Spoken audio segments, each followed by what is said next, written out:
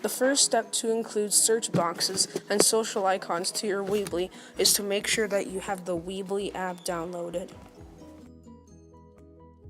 Log into your Weebly account with your old password, not your new one.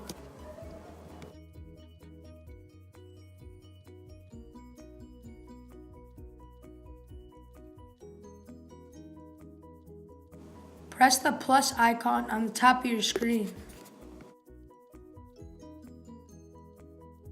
Scroll down the Elements section to find the search box on the right-hand side. Drag the search icon wherever you feel it's best.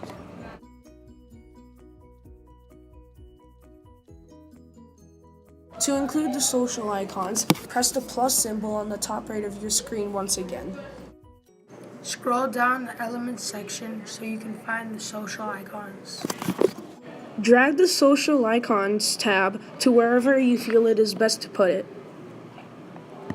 Some of the social icons are Facebook, Twitter, email.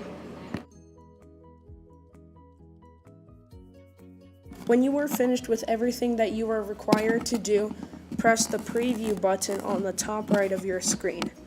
Then, press the Publish button on the top right of your screen when you are done.